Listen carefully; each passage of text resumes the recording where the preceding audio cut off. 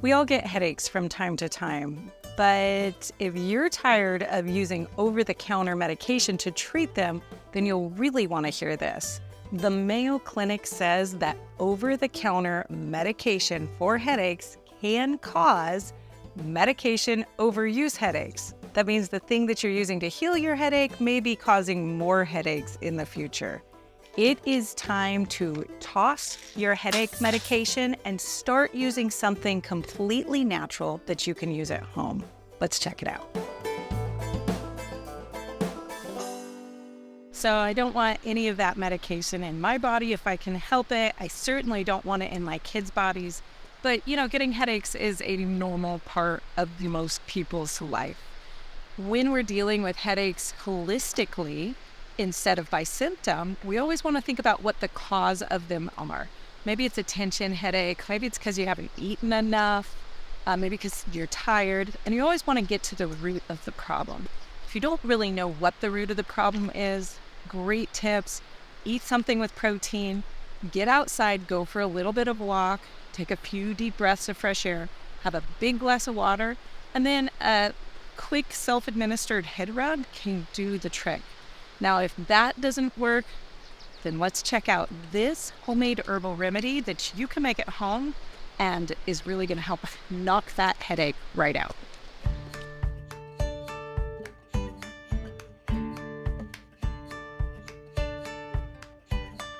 Today, we're going to be making our very own headache salve. Now, this is a salve that you can make and you can rub on your temples and the back of the neck whenever you get a headache that isn't responding to all of the things we just talked about doing. So let's take a look at the ingredients and the supplies you're going to need to make a salve. And don't be intimidated. It's actually an incredibly easy process. For making the salve, you're going to need a few herbs that we're working with. The first one is pine needles. Now, when making anything in an oil, any herbal preparation in an oil, it's really important that you're working with dehydrated or thoroughly dried herbs. So these are pine needles from our white pine that we have out in the front yard. You can use just about any pine needles as long as they aren't a tropical pine, so no yews or anything like that.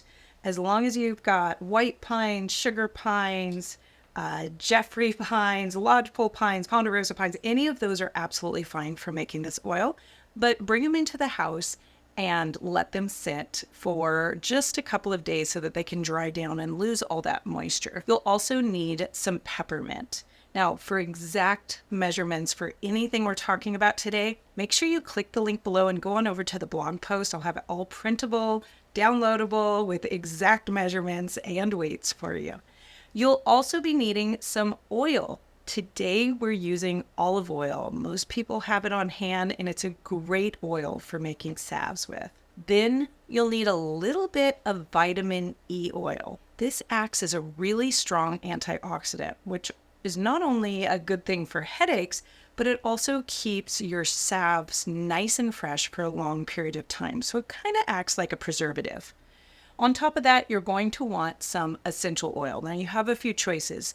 You can either use a lavender essential oil, which is especially good if you're using it on small and children, because that's a really good oil for small children. Or if you have a tendency to have tension headaches, it's a really good reason to have lavender oil. You could also use a peppermint essential oil. Peppermint is another amazing essential oil for headaches. It really increases the circulation while cooling. So it's another good one to have. So you get to make your choice. Today, we are using Simply Earth's lavender essential oil. Then you'll need a container of some sort to put it in. Now, you can use good old salve tins, just like this. They're really easy to find. You can get them on Amazon. You can get them all over the place. What I love for this, though, is some sort of a chubby chapstick tube, something like this, where it's a little bit bigger so you have a lot on hand with you. That's another version that works really well, and it makes it super easy to carry it along with you, throw it in your purse, throw it in your pocket, and just have it on hand when you need to apply it to localized places. It also means that you don't have to get your hands into all the salve when you want to apply it. I personally really appreciate that, especially when I'm using it on different family members. You'll also need some beeswax pellets. I love getting the USA made kind if I can find them. I just know they're pure. Okay, other supplies you're going to need. You're going to want some sort of a funnel, some measuring spoons, some regular spoons, maybe a spatula, and you're going to want a strainer of some sort. Now, this does not have to be a stainless steel strainer. It can be a little bit of cheesecloth. It can be a little bit of really clean knit cotton. Anything like that will work well. You just need to have something to be able to strain your herbs out. And for making a salve, you really want to have a scale. Now, one other thing you're going to want is some sort of a double boiler. That can just be a pot with a little pan or a bowl on top, a pot filled with water, or it can be an actual double boiler. Wow, that's actually not very much, and you probably have most of this stuff already in your kitchen. If you're having a hard time sourcing your pine needles from a supplier, that's pretty normal. Just go out and look in your yard. But if you can't find it in your yard, you can't find it from a supplier, do know that you can substitute a pine essential oil. I'll have directions for that substitution over in the blog post, so go check that out there. Now, to make your life really easy, I asked a good friend of mine who runs a small herb supply company, Farmhouse Teas, to throw together a kit with all of this stuff in there for you.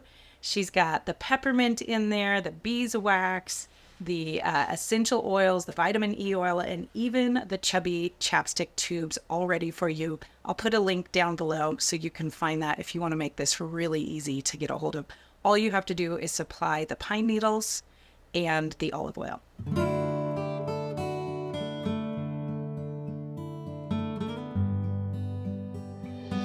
The first thing you do when you make a salve is you start by infusing your herbs into your oil. This makes an herbal oil. Now, herbal oils are different than essential oils. They're not nearly as strong, but they still pull out the great properties of the herbs into the oil. Now, we're going to do this in a really simple method. We're just going to take our peppermint. Remember, it always needs to be dried because water and oil don't mix. If you introduce moisture into this in any way, you're likely to end up with a moldy oil. Now, moldy oil is not going to help your headache at all. In fact, it might make it worse. So make sure you're working with a really clean and really dry jar or container, and dehydrated herbs always when it comes to a salve. So we're just going to start by putting in a little bit of our peppermint, maybe about half a cup. And again, at this stage, the measurements don't actually matter that much because, we're just infusing into this oil. So while I do have measurements for you over on that blog, you don't have to be very exact. Now we're going to take our pine needles and do the same thing. We're just going to put them in. Just kind of break them up a little bit to help those that oil really get in there. Now it's a little hard to measure, same quantities of peppermint versus pine needles when they're in this form. If you wanted to be a little more exact, you could definitely put these dry pine needles into a food processor or something like that, just to chop them up, get them in that kind of cut and sifted. Or you could take a few minutes and, really just break them up by hand. But this is going to work quite well. Okay, now you just want to take your oil. And again, today we're using olive oil, but you could use all sorts of different types of oils. You could use a sunflower oil if you wanted. You could use a mixture of oils if you have an oil that you really like for your skin, like maybe a jojoba oil. You could put some of that in here. And you just want to make sure that your herbs are really well covered with this oil. Now, I know I have some of these pine needles sticking out, but they're going to soften up really quickly. So when they do, this will cover these herbs all the way down. Now, I'm just going to put a lid on these, and I'm going to place them in a area where I walk by regularly in the house, like in the kitchen. You don't want them in direct light, no direct sunshine especially. You don't really need them heated, but a little gentle warmth never hurt anything. And I'm going to walk by. Every time I walk by, I'm just going to give it a little shake. And this just really helps to get those herbs infusing and really pull those herbal properties out of that pine and out of that peppermint.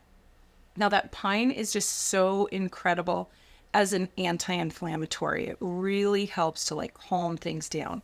That peppermint increases the circulation in an area, so it really helps to get that blood moving and get any stagnation out of the area. So between the two, this just makes an incredible combination for that headache. Now we're going to let this sit, walking by and shaking it just about every time you walk through the kitchen, for at least 2 weeks. So it does take a little bit of time, but it just sits there and it does its thing. Don't worry if you don't get to it until 4 weeks later. It's not going to hurt it to infuse a little bit longer. You cannot over infuse your herbs into oil. So it's just fine if it sits for a month, for 2 months, for 6 months. That's fine. But it is good to know that an oil is an oil and eventually it will start to go rancid. So you really want to have your remedy made and able to be used up within about the year mark of pouring your oil over your herbs. That's going to keep it the freshest. So make sure you get it started and get it sitting out on your shelf so you can move on to the next step, which is going to be to strain the herbs off of the oil. That's really simple. I have one here that's been sitting for about a month and it is ready to go. In order to do this, we're just going to take our strainer, or again, a little bit of cheesecloth or an old t-shirt that's nice and clean, something like that. And we're going to get all the oil out of there and into the jar. Now it's really helpful if you can press it somehow. So give it a good squeeze to help get all of that oil out of those herbs. Now we get to actually make the salve. This part is so much easier than most people think. So if you've never done it before, I think you're going to be surprised. It's super, super simple. One thing you do want to do though when you're making a salve is you really do want to work on a scale and make sure everything is measured out exactly, because the ratio of wax to oil really determines the hardness of your salve. Now, that's kind of neat because what that means is that if you want a harder salve, you can just add more beeswax. If you want a softer salve, then you can just add more of your herbal oil. So here I'm measuring out and weighing my herbal oil that we just strained off. And again, I'm going to have all the exact measurements for you over in that blog. So go ahead and click on it over there. I have my beeswax pellets already all measured out. And I'm just going to get both of these into a double boiler. Now, I already have my water here in the double boiler, and I've got this heating up. So we just want to very gently heat the mixture of our oil with our beeswax only to melt the beeswax. That's all we're trying to do. And we want to keep the oil as cool as we can while doing it. So you don't want to overheat it. You definitely don't want to walk away from this or bring it to a boil or anything like that. You want to preserve as many of the good herbal properties as you can in this herbal oil by not overheating it. Okay, in goes the beeswax. Because we're working with these pellets instead of a big block of beeswax, this is going to go actually really, really quickly. So make sure you're kind of set up with all the next things that you're going to need. I like to cover my space with some newspaper or parchment paper. I'm going to go get my tubes out that I'm going to fill. And I have the next ingredients that I need, which is my essential oils and my vitamin E oils all ready to measure in as soon as this is completely melted. Now we just wait and stir occasionally.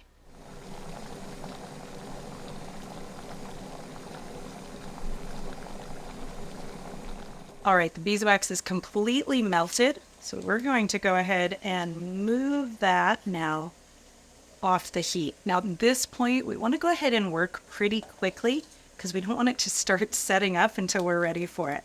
It's time to add in our essential oil and our vitamin E oil.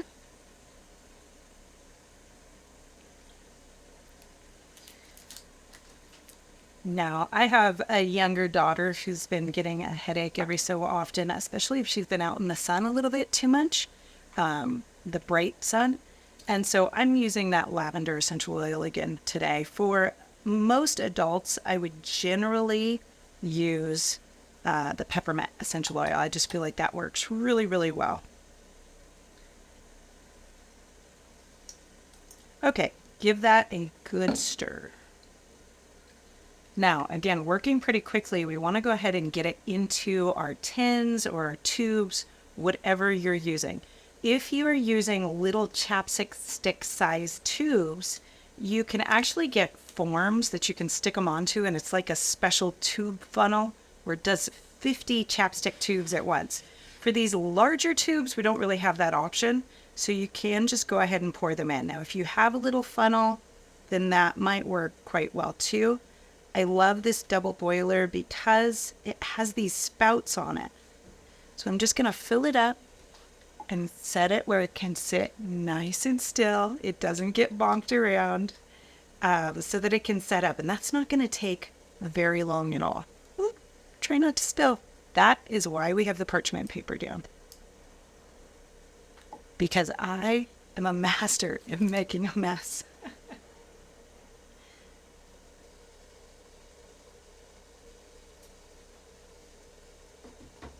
There you have it, 10 tubes of headache salve. Now this is going to cool down in just a few minutes.